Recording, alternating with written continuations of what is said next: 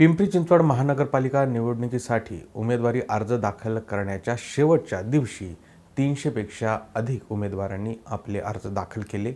यामध्ये प्रमुख पक्षाच्या अधिकृत उमेदवारांनी देखील आपले अर्ज दाखल केले आणि त्यामुळे पिंपरी चिंचवडमध्ये आता कोणते पक्ष किती जागा लढवणार आहेत हे स्पष्ट झालंय।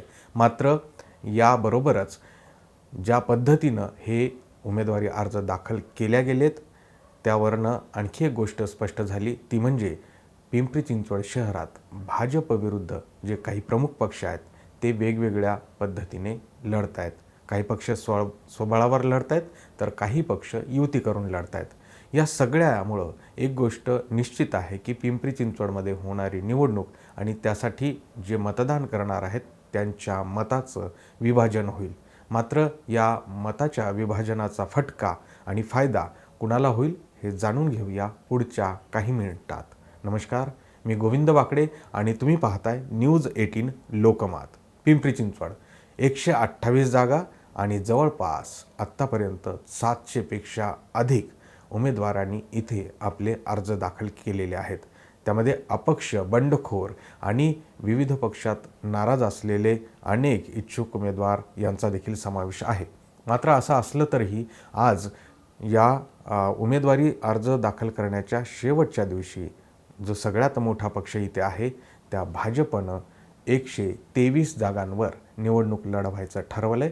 तर आपल्यासोबत त्यांनी रिपाई गटाला घेत त्यांच्या पारड्यात 5 जागा टाकल्या आहेत। त्यामुळे रिपाई देखील भाजपसोबत या निवडणुकीच्या मैदानात आहे। दुसरीकडे भाजपसमोर अजित पवारांच्या राष्ट्रवादीचं आव्हान होतं, ते आव्हान आता दुप्पट झालंय, कारण की शरद पवार यांचा राष्ट्रवादी पक्ष आणि अजित पवारांचे राष्ट्रवादी पक्ष एकत्र निवडणूक लढवत आहेत आणि ते दोघेही 128 जागा लढवतात। त्यापैकी 110 जागा अजित पवारांच्या पक्ष लढवणार आहेत, त्याचबरोबर 18 जागा शरद पवारांच्या राष्ट्रवादीतर्फे लढवल्या जाईल।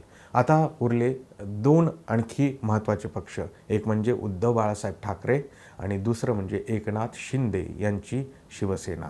तर एकनाथ शिंदे यांच्या शिवसेनेने शेवटपर्यंत भाजपसोबत युती करण्याचा प्रयत्न केला, मात्र भाजपनं त्यांना दूर लोटलं आणि ऐन वेळेस त्यांना पाठ दाखवली। त्याची अनेक कारणं आहेत।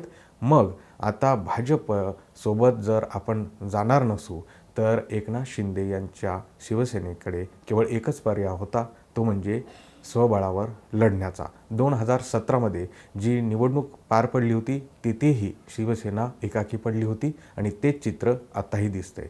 त्यामुळे आता एकनाथ शिंदे यांच्या शिवसेनेने स्वबळाचा नारा दिलाय आणि जवळपास 30 जागांवर ते निवडणूक लढवणार आहेत। दुसरीकडे उद्धव बाळासाहेब ठाकरे यांच्या शिवसेनेने मात्र महाराष्ट्र नवनिर्माण सेना आणि रासप यांना सोबत घेत इथे महानगरपालिकेच्या निवडणुकीत उडी घेतली आणि उद्धव बाळासाहेब ठाकरे यांची शिवसेना जवळपास 61 जागावर लढते आहे, मनसे 19 जागावर लढते आहे आणि रासप 2 जागांवर लढणार आहे।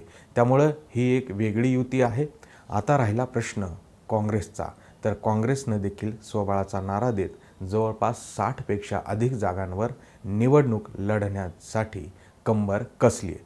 कधीकाळी या शहरावर काँग्रेसची देखील एक हाती सत्ता होती, मात्र आता स्वतंत्र लढण्याचा काँग्रेसकडनं नारा दिला गेला आहे आणि त्या पद्धतीने तयारी झाली। आता ही सगळी मंडळी जी लढत आहेत आणि या सगळ्यांचा शत्रू आहे भाजप। मात्र आत्ताच्या या लढाईत म्हणजे मी जी आकडेवारी सांगितली त्या लढाईत ही सगळे विरुद्ध आहेत आणि भाजप मोठा पक्ष म्हणून एकाकी पडलेला असला तरी या लढाईमध्ये सगळीच्या सगळी आकडेवारी भाजपच्या पथ्यावर पडणारी आहे। कारण या सगळ्यांनी वेगवेगळं लढायचं ठरवल्यामुळं मताचं विभाजन होईल। याचाच अर्थ स्प्लिट ऑफ वोट्स ज्याला आपण म्हणतो ते गणित इथे मांडल्या गेलं तर त्याचा फायदा सरळ सरळ भाजपला आहे। त्याची कारणं काय आहेत, तर जे केडर वोटर्स आहेत भाजपचे, जे पक्के वोटर्स आहेत ते कुठेही जाणार नाहीत, मात्र जे इतर विरोधी वोट आहेत ते विभागले जातील आणि त्यांचं विभाजन होऊन जे पक्के वोट आहेत ते भाजपच्या पदरात पडतील आणि त्यामुळं भाजपचा विजय सहज होऊ शकतो असं राजकीय जाणकारांना वाटतं. दोन्ही राष्ट्रवादी एकत्र आल्यामुळे तिथेही मोठा संभ्रम होऊ शकतो आणि जे मतं एका राष्ट्रवादीला पडायची आहेत ते दोन्ही राष्ट्रवादीला पडणार असतील तर तिथे देखील मताचं विभाजन होणार आहे हे मात्र नक्की. आणि त्याच प्रभागात जर भाजपचा उमेदवार असेल, म्हणजे अर्थातच प्रत्येक प्रभागात भाजपचा उमेदवार आहे, तिथे त्याचा फायदा होईल. आता राहिला प्रश्न शिवसेना आणि मनसे त्याचबरोबर एकनाथ शिंदे यांच्या शिवसेनेचा. तर हे तिन्ही पक्ष हिंदुत्ववादी विचाराचे आहेत. जे भाजपच्या विरोधी वोटिंग करणार आहेत त्यांना या 3 पक्षाला मतदान करावं लागेल. म्हणजेच इथे सुद्धा भाजपच्या विरोधात होणारं मतदान डिवाईड होईल आणि या तिघांना ते जाईल. मात्र जे पक्क वोट भाजपला मिळणार आहे, जे हिंदुत्ववादी विचारांचं आहे, ते भाजपच्याच पारड्यात पडणार आहे. त्यामुळे इथे देखील त्याचा फायदा भाजपलाच होणार आहे. एकूणच बघायला गेलं तर एक गोष्ट लक्षात येते की जे गणित म्हणजे कोणत्याही स्थानिक स्वराज्य संस्था निवडणुकीमध्ये वापरलं जातं ते असते मतविभाजनाचं. तर हे गणित मांडायला भाजप आत्ता यशस्वी ठरलेली आहे आणि एकीचं बळ ही अतिशय जुनी म्हण जी आहे ती हे सगळे पक्ष विसरले आणि त्यांनी वेगवेगळं लढण्याचा निर्णय घेतला, ज्याचा थेट फायदा भाजपला होऊ शकतो हे अगदी स्पष्ट आहे. मात्र दुसरीकडे जर बघितलं तर भाजपमध्ये नाराजांची यादी खूप लांब वाढली आहे. अनेकांनी बंडखोरी केलेली आहे आणि या महानगरपालिकेमध्ये 100हून अधिक अपक्ष उमेदवार देखील असण्याची शक्यता आहे.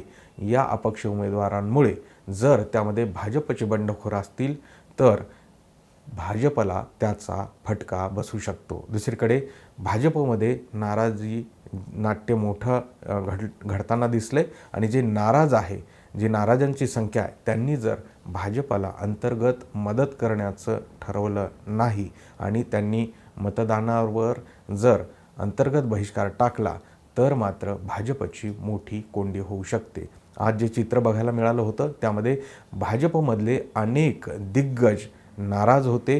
त्याचबरोबर अनेकांनी बंडखोरी केली, उघडपणे पक्षाला आव्हान दिलं आणि अनेकांनी राष्ट्रवादीमध्ये प्रवेश केला.